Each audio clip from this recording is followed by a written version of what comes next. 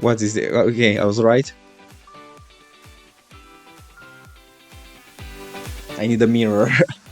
You goddamn moron. How could you possibly forget about the most gripping, epic, emotional, and complex stories and character studies ever written in anime?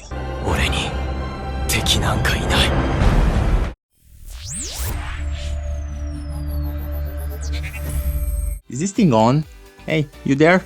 Hello and welcome everyone. Today we're reacting to Gigguk's best anime of 2023. I realize we're almost halfway through 2024, but I enjoyed the top 20 isekais of all time video so much. I was surprised to have similar opinions regarding most of the shows he talked about. If you want to see that video, you can check it right here. So I really wanted to check a video from him about anime in general, not just isekais, just to see how well our tastes match. So without any further yapping, let's just jump right into it. Oh, it's that time again. Another year has passed us by, and with it has gone another year of anime. What are the moments that are going to be remembered? I have a feeling some shows are gonna shock me, like I forgot they even happened. Dominated by absolute heavyweight shows just completely taking over. Anime seemed inescapable whether you were a fan or not. Yeah, actually, Oshinoko too. Adaptations, legendary series coming to an end. Memes, so many memes. It feels like the influence of a handful of shows have anime fans continue to find any opportunity to complain about CG. This time even Demon Slayer was catching strays, with viewers complaining about which is ridiculous because that thing looked great. Any animation studio consider this acceptable quality, they cried. Meanwhile, in Isekai land, oh my god, yeah, that thing was horrendous. Oh my god, just look at that thing. CGI looks like. Togashi drew 2 lines and got 44 million views, 400k likes, and 100,000 retweets. Meanwhile, I'm out here drawing at least 8 lines, and I'm still waiting for Shonen Jump to hit me up with that manga deal. There are a lot of shows that didn't make my list this year, not because they weren't good, but because I didn't have much to say about them other than it was good. Hell's Paradise was fun, so was Mashal, so was Undead Unlocked. One day, I'm sure the West will appreciate Uma Musume as much as Asia does. Today is not that day. Based right in the US. They now offer a new membership. Why am I doing this to myself? Just to remind myself that I'm years away from having a sponsorship. It's a top 13, okay. Okay. Yet somehow in 2023, we still got an entirely fresh and original take on it in Zom 100. Zom 100 tells the sad story of Mappa employees, overworked and undervalued by the company overlords that run their Actually, lives. can you imagine if this show was made by Mappa and these guys had to draw and animate the scene of Akira throwing his boss out the window? I love to imagine that at some point when the production company was sourcing out the animation studio, they went to Mappa and they presented the project. The CEO of Mappa was like, no way in hell we're doing this, we're gonna get an uprising, which they had anyway with JJK. So even though the show lost some steam as it went on and was tonally a bit all over the place at times, it was still a fun little show I think anyone could enjoy, because in this day fun, original, well animated, and just the art direction was so great. Ooh, Tomo? I think it was last. Oh, Jesus. The most respected genre in anime, but this year we saw the 100 girlfriends who love you come along and personally made sure that it never will be. This is the story of a man who got rejected so many times, who had such negative riz. God took pity and gave him 100 different girls. What I'm gonna say about this one is that it wasn't as bad as I expected, but it wouldn't make my top in any reality. But what God didn't plan for is that he chose someone who could chug the ocean dry and still have room for more. 100 Girlfriends has a concept so dumb, it will need to be as batshit crazy as its own premise to even have a chance at making it work. And that's exactly why it does. See how insane it is, and then runs with it. Uncanny how where it needed to go. By all means, well it works. Have worked if we didn't have the greatest harem protagonist to bring it all together. They went above and beyond, and I can't wait to see how they adapt the manga beyond the wait, what? Why are you all running away? Oh yeah, that panel. Oh Jesus. That's like half a season.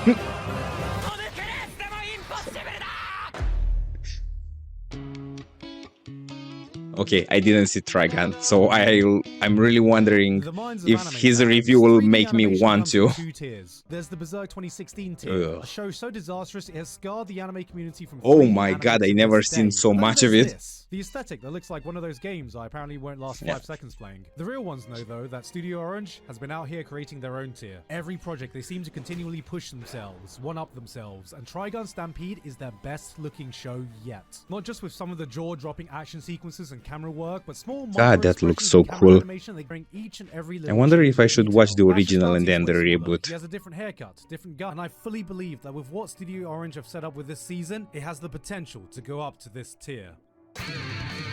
Okay, I think it kind of sold me. Okay, top 10.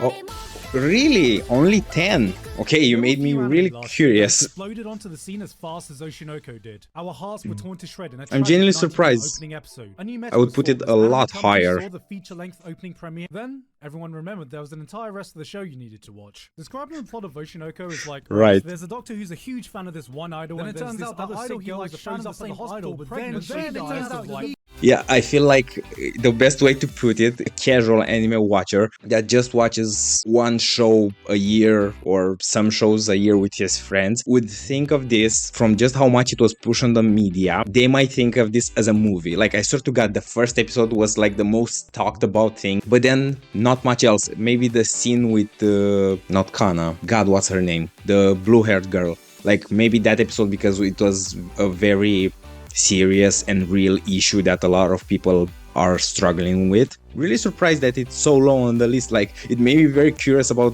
what this list looks like from here if Oshinoko, which, ignoring the plot, is genuinely an incredibly written story and a depiction of reality in anime. basically, what I'm trying to say is Oshis are worshipped in idol fandom in the same way that Taylor Swift has become the Jesus for white women. That's actually a very good one. Okay. Oh, Jesus. Saying you're a fan of isekai feels a bit like saying you're a fan of British food. People think you're consuming the most I know. bland. Takes every single trashy cliche tropes you scoff at in isekai and wears it like a badge of honor. Edgy Yeah. main character, an army of girls. Honestly, with blatant power season fantasy, 2 sold nonsensical me. plot lines, cheesy Like, dialogue, I was boobs. so You know on it season shouldn't 1, work, but it season wears it 2 also proudly. You absolutely start getting sold me. convinced that it's actually cool. It has a more interesting plot and better world building than 90% Yeah. of isekai out there, which actually says less than you think. For as self-aware as it is, it spares no expense in building up this fully fleshed out world with fuck! Why aren't more isekai doing this? I guess what I'm trying to say is, I really miss Greg's. Okay, before real quick, all I'm gonna say about Eminence in Shadow is that the only beef I have with it, kind of love-hate the protagonist not realizing what's happening. No, I don't know why, I don't even have a particular reason. It just bugs me, and I feel like it would serve the parody aspect of the show a lot better if he was fully aware of the fact that people are not just pretending to follow him or playing a role. Like, every time I see him doing his monologue about how the Shadow Garden just plays around and will stick around only while it's convenient, it makes me feel like it would have so much comedic potential if he was actually aware of what's happening but took advantage of that even further. It's not a problem, it's just a preference. I think it would be an interesting approach to see. Number... Okay. One man's freedom 8. is another man's genocide. Eren Yeager. Quote of the year. Half the people either think this was a masterpiece ending, no flaws, 10 out of 10, we all won, we all lost. Eren is a bird. Or the sending ruined I'm the series, kind of ruined the halfway characters, made the between entire those show two. pointless, spat on the legacy of everything he had done. No one's gonna remember Attack on Titan now. I feel Eren like is it a would be bird. somewhere like top Today, 5 we're for gonna me. talk about That this was a satisfying conclusion that did Yeah, everything it needed exactly. to do. Like, it wasn't perfect, but it was the happiest possible ending Attack of Titan could have. What Attack on Titan has achieved and the impact it's had on the global reach of anime is something that will go down in history as one of the defining shows of this era. So for one last time, thank you, Attack on Titan. Only those around now will know that feeling of after years of waiting through final seasons of I'm not crying. final episodes. I'm not crying again. 2023 was that time we could definitively say that this was the final Oh bit God, of not Attack this on scene Titan again. we'll ever get to. Okay, let's see. Like, really? Nice. I don't agree, but I Sometimes you just need a appreciate dose the of wholesome, exposure bright because it stuff to deserves enjoy. it. But being a dude watching anime can sometimes feel like, so what anime have you been watching? Oh, I'm watching this anime called Skip and Loafer, and it's just one of the most cute and adorable. Yo, you catch the latest episode of Jujutsu Kaisen at all? There was nothing in 2023 that made I swear to God, that's so relatable. It was kind of the biggest rift when I started watching anime for my friends to hear the word cute, adorable, heartwarming coming out of my mouth. Anime, man, it will do that to you sometime. colors, the vibes, the catchy song, this goddamn dance. It's enough to make any grown-ass man internally scream, ah, this is so cute. Fuck I yeah, know. violence, am I right, lads? Yeah, Skip and give Loafer me is some first fights, give me some straightforward adrenaline. No, I'm country kidding. bumpkin I would moves to watch the big this city any and girls day. who are new- These are teenagers, real teenagers, just enjoying their lives to the fullest. No melodrama, no overly anime bullshit. This is Exactly, youth and adolescence at its most pure exactly. without feeling like it's been put through some moe anime filter. Why It's do just something people so endearing. find anime or shows without melodrama or drama or anything resembling that to be bad? Like, Jesus, I hate when I hear people talking trash about slices of life. Oh, I'm happy enough not to watch this kind of shows. Like, I need problems in my shows. I can respect that, I can understand that, but if your standing is you only watch slices of life or shows without problems or drama or something like that, if you're unhappy in your real life, I can promise you that person is overcompensating for something. So do you go watch whatever the hell you want, regardless of how chill or boring other people say it is. If you're a fan of slices of life, go watch Skip and Loafer. It's really good. What is that? Oh my god, I completely forgot this one happened.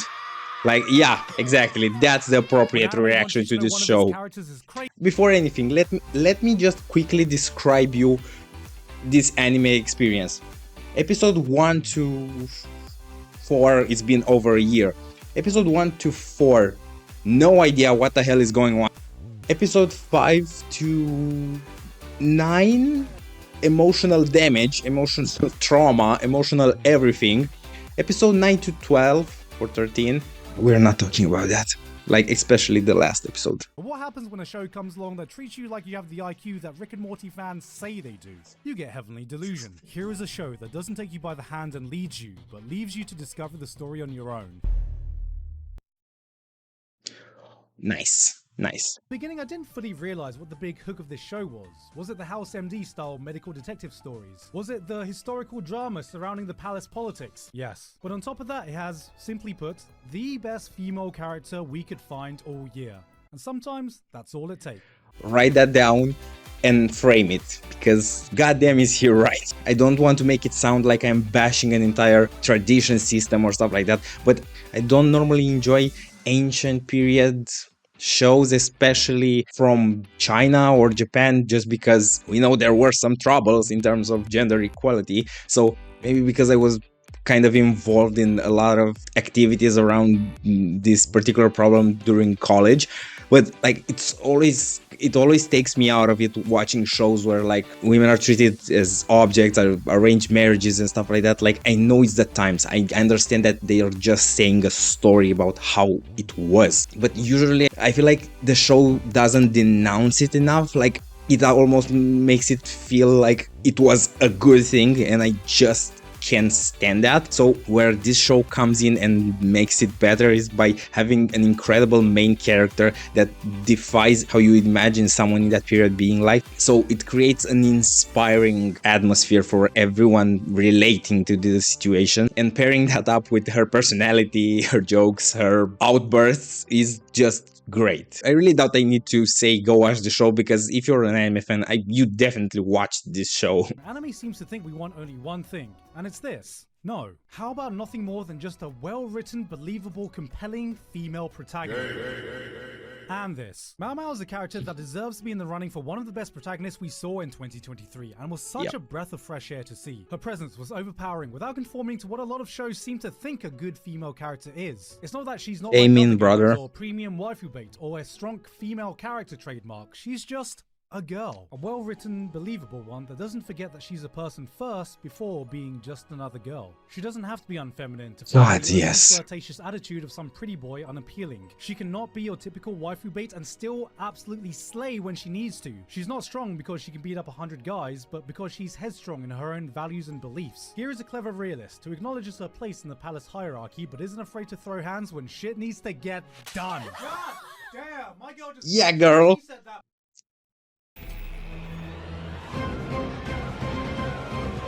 Pluto? Yeah. Well deserved. Like, holy shit, this show came out of nowhere. Pluto is meant to be one of his weaker works, according to Die Hard. Really? Fans. And goddamn, if this is him operating at his lowest potential, this is like sending in your weakest fighter, and that fighter turns out to be Gojo fucking Satoru, and wait. The man's ability to construct a mystery and captivate an audience through his oh my god, this episode, it felt like it went on forever, but in a good way. Make a legendary sword. Every episode is so dense with emotion. A plot that will keep you guessing through all the twists and turns, sitting on top of the sheer thematic depth of the story that every I definitely didn't give this show enough credit this year, but yeah, I think it was definitely top 3. The invasion of some Middle Eastern country. Oh no, I wonder what war are they referring to. Oh hey, there's a guy called Adolf. He's a bad guy. I couldn't agree with you more, my dear Adolf. Okay, I'm really curious right now. Really? Only 3? Okay. Oh, Mahito laughing. Or at most 2 episodes where the production values skyrocket. And yeah, instead this time it was the whole goddamn season. To the floor. These are the scenes that everyone remembers and defines the top fights of the year. Jujutsu Kaisen went, how about we do that? For every single episode. God. I don't think I've ever quite experienced the collective adrenaline-filled ride Jujutsu Kaisen Season 2 has given me. That moment, the show will look you dead in the eye and go, I'll fucking do it again. And then it does. Again, I goddamn need to get the Blu-ray for this one. Again, so many amazing moments, so many sick-ass scenes. Midway through the season, Trauma. You forgot Trauma. It should be goddamn illegal for an anime to go this hard. That was the same day all this came out. One of the biggest talking points has been and then you remember. During the season. Got a product this fantastic despite the hellish working conditions they were going through. Demon Slayer, Mob Psycho. God, I almost feel bad for enjoying and loving season 2 so bad. I know it's weird to say because you should love it in order to not make their work go to waste, but I almost feel weird saying how incredible season 2 was and then just having an image of the MAPPA offices in the back of my head. Gotten the opportunity to be as polished as shows like that, but it is unmatched when it comes to its raw stylistic flair. Every single fight has a unique identity not constrained to one genre of action. Yeah, it wasn't just a throwaway fight, it was insanely important fight. A fucking mecha fight in a shonen anime. The amount of hype, the amount of fucking sheer disrespect. We got fucking rabbits throwing hands. This was oh my god, that scene, I think it's still one of my favorite scenes in season 2, like him poking the rabbit. It was pure hype. We were in the audience. They got to marvel at a symphony of some of the coolest set pieces you can find in the medium. The Shibuya arc may not have been peak storytelling or the peak of all shonen arcs, but right now this is the peak of action spectacle. Okay, now wait, I'm so curious. So let me just try to make a guess. Like, you had Apothecary Diaries, you had Jujutsu Kaisen, you had Attack on Titan.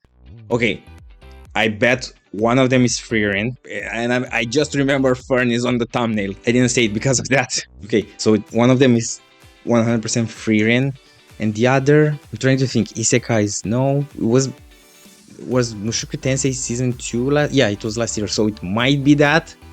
It might be Mushoku Tensei Part 2, considering I know how much he loves it, so I really doubt he didn't put it on the top. But other than that, like, no, it's the only thing. So it's Mushoku Tensei and it's Frieren. That's the 2 I'm betting my money on. The way elves see this world is a mystery. Oh, it's actually the first time I hear the dub. Solely because of you, that this retired hero could have one. Himmel is goddamn Bakugo. Holy, did the wires just cross in my mind in the wrong way. Wow, that did something to me, imagining Himmel and Bakugo together. Free Ren opens on the story of an elf girl who takes for granted the God, this time makes she me has cry with the just people around watching her. it. Decades pass in the blink of an eye. Her companions age, and before she has the chance to fully I think get to this know was them, my number they're one gone. spot of It's a 2023, regretful, honestly. I poignant can't tale that think shoots of straight to your anything goddamn above soul. Frieren And in then the terms of opening's like, storytelling, characters.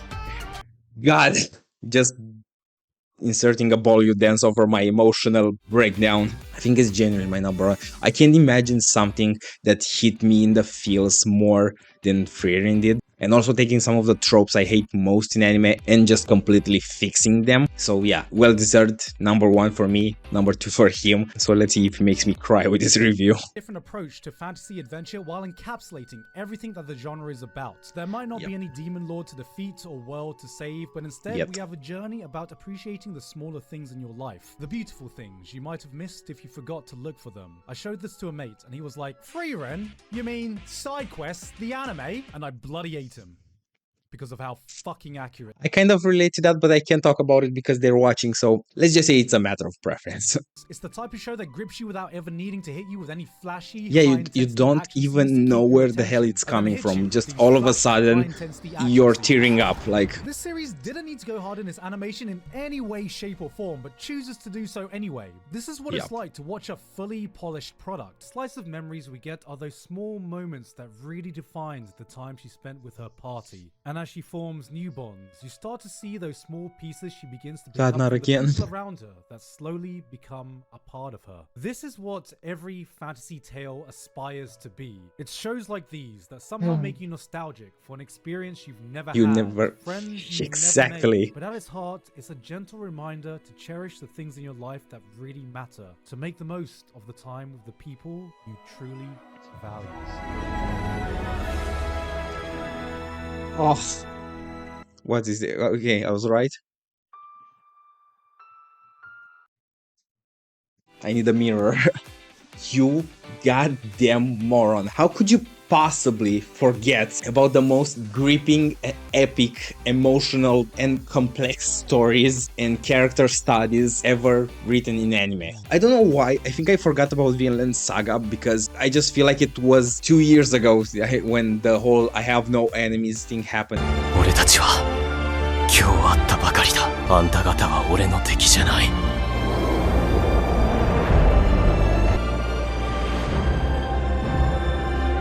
俺に敵なんかいない。I kind of take it back, but only halfway because I wouldn't put either Frieren or Vinland Saga one above the other. I think they were at the same level for me for two completely different reasons. So I don't want to hear anyone saying, "Oh, how can you compare this to this?" I'm just saying that each show, for what it's supposed to be, is as well made as the other. So take that as you will, but for me, both of them are kind of in number one. I just can't put one over the other. Einar, I've killed so many people. I will be reborn. And I will atone for all that I've done. That's all we've ever wanted. Something in this world that can give us a reason to keep going. This is borderline not an anime. Like, I think I will hate this take myself, but it just feels too real to be an anime. It feels too real to be media.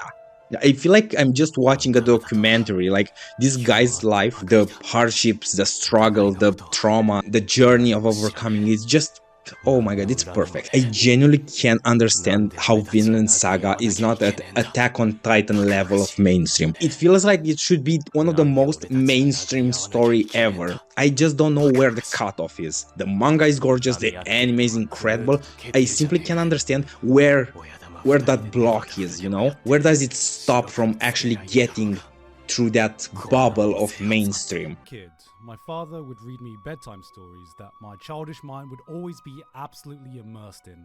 A seed that got planted in my head that would hopefully sprout. I feel like the show would start a revolution, I swear to God. As you grow older, start learning new lessons by experiencing real life, you forget the effect that stories can have on you. A good story can not only entertain you, it can move you, give you a new perspective, teach you something you never knew you could learn that you can take far beyond the confounds of watching some piece of entertainment. Yeah, that's why I watch anime, and that's what this show is. Is exemplified by possibly the greatest character development we've ever seen in this medium. Thoroughfriend's transformation is something that transcends entertainment. Yeah, exactly. It almost feels too real to be a show. Worthy of redemption, but through every person he meets, every relationship he forms, he starts to learn to pick up the broken pieces of his former self that slowly but surely fill his soul up. As you see him encounter conflict, you'll secretly wish for that instant gratification that he'll revert back to his previous savage self. But as you witness this journey of a man fighting so desperately to find peace, who learns that it's okay not just to forgive others, but to forgive himself as well, it'll grip you with the purest of tales packed with nothing but raw human emotion that will leave your heart filled. And it's a lot of times, but holy... A message, yeah, exactly. A lesson it earnestly. We will always find a reason to fight each other, no matter what time period we are in, weapons we can use, or tools we have at our disposal. Aren't no we? No matter how broken you think the world is, there is still meaning in trying to build a better tomorrow. Maybe even if that hatred is towards yourself. You have no enemies. Don't do that. God, if you put on the scene, I'm gonna lose it. I've watched that scene way too many times already. Oh my god. That was an ending. I really felt that one at the end right there. Like, I can 100% imagine filming that video, getting to Vinland Saga, just pouring your soul out about what that story meant for you, and then realizing, okay, I finished the list, now I have to do the outro. You know what? Screw the outro. I'm ending the video right here and they are gonna like it. All I'm gonna say is that the reason I like his videos so much is because I feel like we watch anime for very similar reasons. So when he picks his topic points and the scenes that he uses, I feel like those are the scenes and moments and themes and stuff like that that also mean everything to me when it comes to those shows. So it hits me really in the feels. I guess I'm the right audience, let's say. I really enjoyed the video and I hope you enjoyed it too. If you did, consider leaving a like and subscribe so we can continue enjoying anime together and take a page from his book and be a little kinder, be a little happier and a little bit more understanding starting tomorrow. Bye.